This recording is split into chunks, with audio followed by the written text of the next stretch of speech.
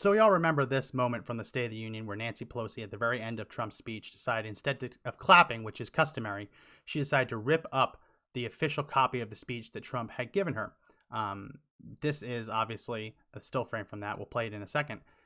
It's the ultimate act of disrespect for the Speaker of the House to rip up the speech like this. Some people have even suggested it could be borderline criminal. I think that's a tough argument to make, but considering the fact that this was an official government document, there is an argument to be made that Nancy Pelosi ripping up this speech is the willful and deliberate mishandling of a government document that she was obligated to safeguard. That's a piece of history right there. And as we know, it ended up in the waste bin at the end of the speech. But I don't want to get too far into Nancy Pelosi's disgusting actions because that has been well litigated. She's a disgrace. She should have been removed from office for that, let alone all the other things that she's been doing. I want to talk about what was in the speech that she decided to rip up, what Donald Trump said to the American people that night. So we all remember the parts about Rush Limbaugh and the Tuskegee Airmen, right?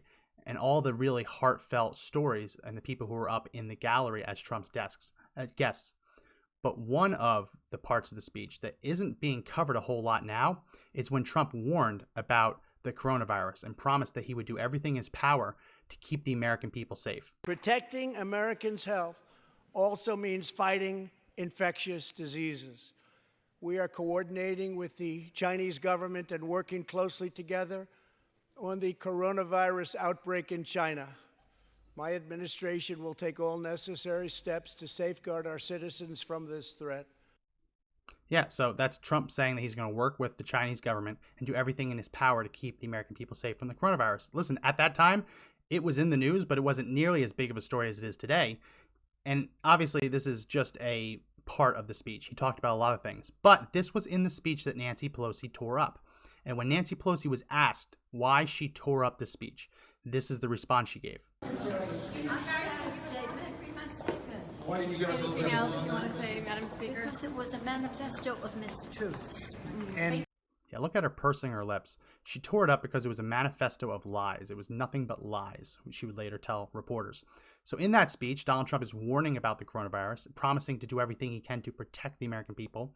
And she ripped it up because that, among the other things he said, she determined to be a manifesto of lies. So there's a lot of revisionist history in the media today, of mainstream media outlets trying to paint the Democrats as the ones who were on the ball, and Donald Trump, who is the one who was somehow asleep at the wheel when all this was going on. Couldn't be farther from the truth. When the coronavirus task force was meeting in the White House, Nancy Pelosi was handing out commemorative pens for their impeachment efforts, right? On the same day that Trump announced he was closing the borders to China to help prevent the disease from spreading, to slow the spread, on that same day, the Senate was voting on whether or not they should hear additional impeachment witnesses, right?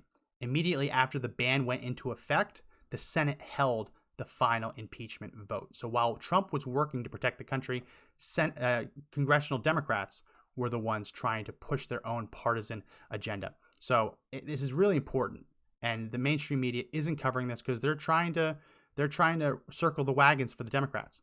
But it's really important that we remember that Donald Trump was the one blowing the whistle and promising to do everything he can to protect the American people, while Nancy Pelosi was ripping up his speech because she said the sun is still rising. It was a manifesto of lies. God's grace is still shining.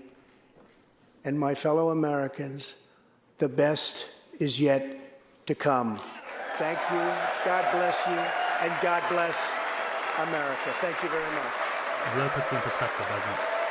Knowing what we know now, knowing how valuable bipartisanship would have been at that point, it really puts it in perspective to see her smug face as she rips up the speech 4 different times, ripping it up to make a point, because she said it was a manifesto of mistruths, a manifesto of lies, when yes, that included the warning about the coronavirus and a promise to do everything Trump could to protect the country. So if you like this content, please hit the thumbs up button and like it. It really helps us. And please subscribe to the channel and hit the bell for notifications and leave a comment. Let us know what you think of Nancy Pelosi. Let us know what you think about the mainstream media circling the wagons to try to revise history to paint Democrats in a different light.